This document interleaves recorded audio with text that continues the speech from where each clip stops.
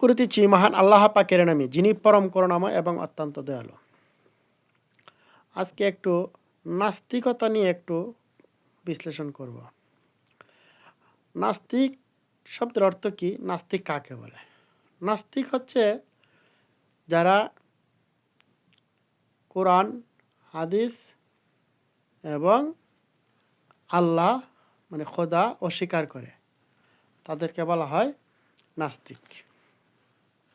আচ্ছা, তাহলে এখন নাস্তিক এই উপাধিটা কে দিয়েছে? আল্লাহ কি নাস্তিক উপাধি দিয়েছে?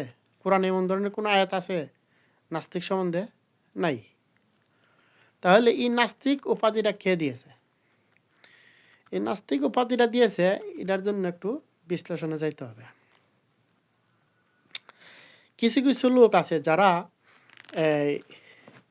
নিজেকে মুক্তভাবে চিন্তা করে, তারা কিন্তু অনেক লেখাপড়া করে। যারা নাস্তিক উপাধি দেয়, যাদেরকে দেওয়া হয়েছে, তারা কিন্তু অনেক পড়াশোনা করে, অনেক চিন্তা করে। এরা নিরপেক্ষভাবে বিচার বিশ্লেষণ করতে পারে, জানে। তো এই জন্যই তারা অনেক লেখাপড়া করে সৃষ্টিতত্ত্ব নিয়ে, এই সব কিছু নিয়েই। এবং তারা ন্যায়, নীতি, আদর্শ এবং কোনটা অন্যায় এসব বিষয়ে তারা অত্যন্ত অটল। তো যাই হোক, তবে এই নাস্তিকতা কে উপাধি দিল? এটার বিশ্লেষণ করতে গেলে দেখবেন এই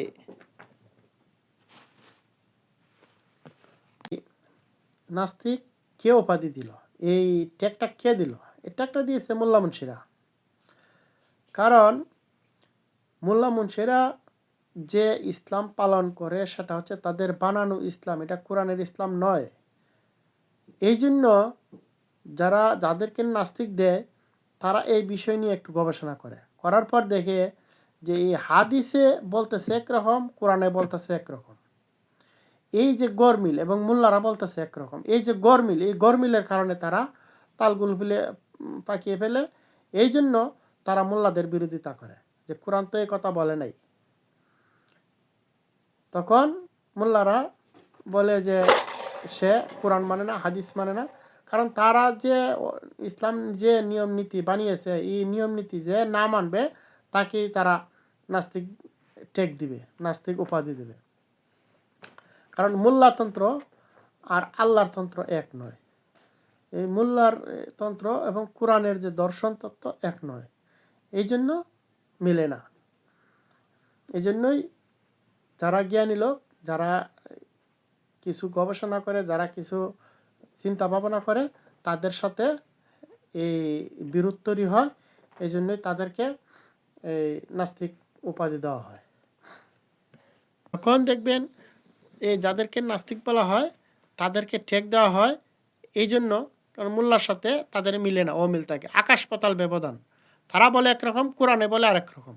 এই জন্যই তাদেরকে নাস্তিকতাবাদের উপাধি দেওয়া হয়, ঠেক দেওয়া হয়। তো আসলে তো মূলত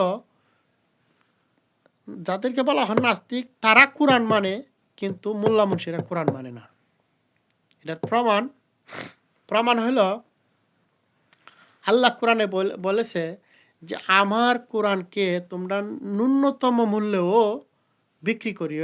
বিক্রি করে খাইও না। কিন্তু এই মোল্লারাই ওয়াজ করে, ধর্মের কথা বলে বলে মানুষের কাছ থেকে টাকা নিয়ে খায়। এটা কোরআন বিরোধী। 5 ওয়াক্ত নামাজ পড়ে মসজিদের ইমাম, তাকে বেতনভুক্ত করা হয়। এই কথাটা, এই কাজটা কোরআন বিরোধী। কিন্তু যাদেরকে নাস্তিক বলা হয় তারা এটার বিরোধিতা করে, যে কোরআনকে ইমামের বেতনভুক্ত, ইমামের পিছনে নামাজ পড়লে নামাজ হবে না। এই কথাটাই নাস্তিকরা বলে, যাদেরকে নাস্তিক বলা হয় তারাই কথাটা বলে। এখন ইদানিং কিছু মোল্লাও বলা শুরু করছে।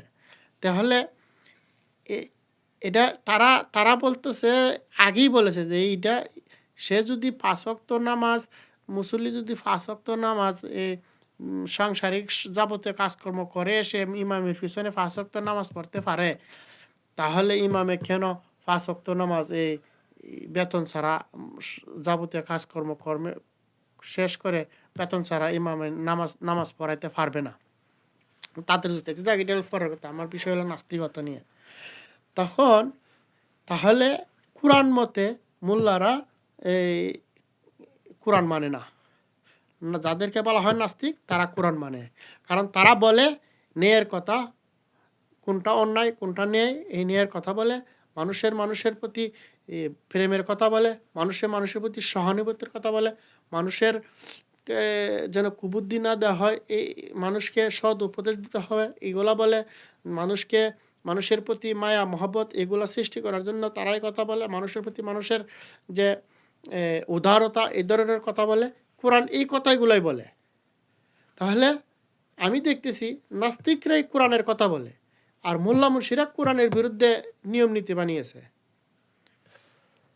দেখেন আপনারা যারা মোল্লা মুন্সিরা, এই যে আশারের গল্প কি? 5 ওয়াক্ত নামাজ নিয়ে বলছেন নবী নামাজ মেরাজ থেকে নামাজ নিয়ে এসেছেন, এই যে একটা হাদিস। এই হাদিস যারা বিশ্বাস করে তারা অন্ধভাবে বিশ্বাস করে, কিন্তু এটা নিয়ে গবেষণা করে নাই, এটা নিয়ে পর্যালোচনা করে নাই। কারণ নবী বলতেছে যে মেরাজে যাইয়া 50 ওয়াক্ত নামাজ নিয়ে এসেছেন, আবার নবীরে মুসা নবী লাখ ফায়া কইল যে তোমার উম্মতে 5 ওয়াক্ত পড়তো না, তুমি এটা যায় আল্লাহর কাছে যায় কমায় নিয়ে আসো। তাহলে আমাদের হযরত মুহাম্মদ সাল্লাল্লাহু আলাইহি ওয়াসাল্লাম আছেন, যত নবী আছে সবার নবী, কিন্তু এখানে মুসা নবী হযরত মুহাম্মদ সাল্লাল্লাহু আলাইহি ওয়াসাল্লামের কে ছুটু করাইছে যে তুমি বুঝো না, তোমার জ্ঞান কম, এই জন্য তোমার 50 ওয়াক্ত নামাজ দিছে, তুমি লই হচ্ছ, এটা তোমার উম্মতে পারতো না, এই জিনিসটা মহানবী বুঝতো না, এটা মুসা নবী বুঝাই দেওয়া লাগছে মহানবীরে। তাহলে এই যে সূক্ষ্মভাবে মহানবীকে ছোটো করে, এতে মহানবীর অপমান হয় নাই? এটি এতে বোঝা যায় এটা জাল দলিল, জাল হাদিস, বানানো হাদিস। তারপরে আবার দেখেন শুধু নবীকে না, আল্লাহরে বানাইছে সংশয়বাদী। কারণ আল্লাহ কোরআনে বলেছে যে আমার হাদিস মানে কথা, আমার কথার কোনো পরিবর্তন নাই, আমার সুন্নাত আল্লাহ লা তাবদীলা, আল্লাহর আইনের কোনো পরিবর্তন নাই। তাহলে আল্লাহ যে আইন দিছে মহানবীরে যে 5 ওয়াক্ত নামাজ, এমনি 50 ওয়াক্ত নামাজ, এটা মহানবীরে দিয়া আল্লাহর কাছে পাঠাইছে মুসা নবী, তাহলে আল্লাহ আবার সংশোধন কইরা 45 ওয়াক্ত দিছে, 5 ওয়াক্ত কমাই দিছে। তো আল্লাহরও বানাইছে সংশোধনবাদী, তাহলে আল্লাহকে তারা ছোটো করে নাই? তাহলে এই ধরনের হাদিস এটা হচ্ছে সব বানানো জাল হাদিস। এই জন্যই নাস্তিক যারা বলেন নাস্তিক, তারা এই হাদিসগুলোকে নিতে পারে না বলেই তারা মোল্লাদের সাথে সংঘর্ষ হয়, আর এই জন্য তাদের উপর ট্যাগ দেওয়া হয় নাস্তিক, এই সেই আবল তাবল বলা হয়। এরপরে প্রকৃতপক্ষের নাস্তিকও আছে, সেটা ভিডিওর শেষ দিকে বলবো। ওই দিকে যাকে আপনি নাস্তিক বলছেন, সে সত্য কথাগুলা তুলে ধরলে তাকে আপনি বলছেন নাস্তিক। আর আপনি সত্য মিথ্যা মিশ্রিত করে হাদিসের নামে, ইজমার নামে, কিয়াসের নামে আরও যত কিছু আছে সব মিলাইয়া জিলাইয়া একটা আইন তৈরি করছেন, একটা নিয়ম নীতি বানাইছেন, একটা করছেন, এটাকে বলেন আপনি সত্য। অথচ আপনি সত্য মিথ্যা মিশ্রিত দিয়া একটা করেন। এই জন্য আল্লাহ বলেছে যে তোমরা সত্যর সাথে মিথ্যা মিশ্রিত করিও না, মিথ্যার সাথে সত্য মিশ্রিত করিও না। তাহলে আপনিই তো আল্লাহকে মানছেন না, আল্লাহকে অপমান করছেন। কিছু নাস্তিক আছে তারা পথভ্রষ্ট হয়ে গেছে, এই জন্য কোরআন এবং হাদিস, তারা কোরআনরে বিচার করে হাদিস দিয়া যে কোরআনকে বিচার করবে সে নাস্তিক হতে বাধ্য। হয় সে হবে ধর্মান্ধ, আর না হয় নাস্তিক। কারণ হাদিসের হাদিস হচ্ছে টুকান্না, একটা ঘটনার বিবৃতি। হযরত বুখারীর জন্মই হয়েছে হযরত মুহাম্মদ সাল্লাল্লাহু আলাইহি ইসলামের 200 বছর পরে। তারপরে সে বড় হয়েছে, গেছে আরো 20 বছর। তারপরে সে বিভিন্ন দেশের আরবের পথে প্রান্তরে ঘুরছে আর এই হাদিস সংগ্রহ করছে। তো সংগ্রহ করতে যাইয়া একজনের কাছ থেকে শুনছে, শুনে সেরা এই কথাগুলা তা লেখছে, লিখে এটাকে নাম দিয়েছে হাদিস। তাহলে এই যে একজনের কাছ থেকে ঘটনাটা শোনা, এটা কি সত্য হইতে পারে, মিথ্যাও হইতে পারে। আল্লাহ কইছে যে আমার হাদিস ছাড়া আর কোন হাদিস তুমি গ্রহণ করবে? হ্যাঁ, আমার হাদিস ছাড়া আর তুমি কোন কিতাব তুমি গ্রহণ করবে? আমার কিতাব ছাড়া আমার এই কিতাবের মতো একটা আয়াত তুমি বের করে নিয়ে আসো, বানিয়ে নিয়ে আসো, পারবে না। আল্লাহ বলেছেন ফাবিয়াহু হাদিস বাদহম ইখমিনুন। তাহলে যে আমার হাদিস ছাড়া তুমি আর কোন হাদিস গ্রহণ করবে? তাহলে এই জন্যই এই নাস্তিক যারা আছে তারা হাদিস দিয়া কোরআনকে গবেষণা করে বিচার বিশ্লেষণ করে। তারা হাদিসে বানাইছে মেইন, আর কোরআনকে বানাইছে এই জন্য তারা নাস্তিক হতে বাধ্য হয়েছে। কারণ যদি তারা শুধু কোরআনকে গবেষণা করতো, বিচার বিশ্লেষণ করতো, কোরআনের দর্শন বুঝতো, সুফিজম কি এগুলো বুঝতো, তাহলে সে কোরআনের মর্ম বুঝতো, কোরআনের মধ্যে কী বলা হয়েছে। আল্লাহ বলেছে যে কোরআন ঈসা, মুসা, ইব্রাহিম নবী, যত নবী আছে আগের সবাইরে আমি যে কিতাব দিয়েছি আপনাকে একই বিধান দিয়েছি। যত কিতাব এসেছে সবগুলোর সত্যায়ন হচ্ছে এই কোরআন।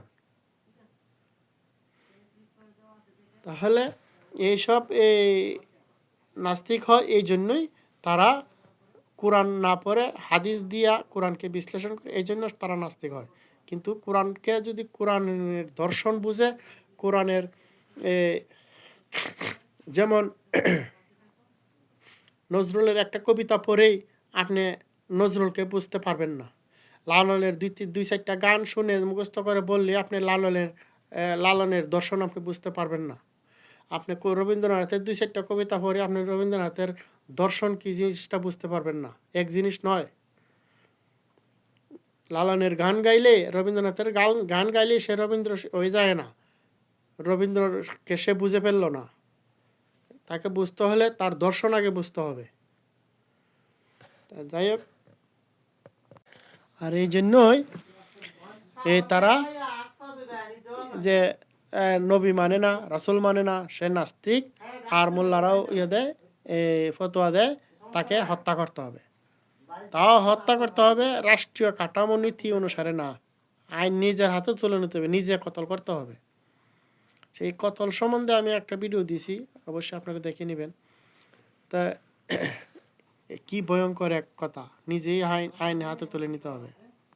আর আল্লাহ বলে দিয়েছে যে একটা লোককে যে কেউ হত্যা করলো সে যেন সমগ্র পৃথিবীর সব মানুষকে হত্যা করলো। যে একটা মানুষকে বাঁচিয়ে দিল যেন সমগ্র মানব জাতিকে সে বাঁচিয়ে দিল।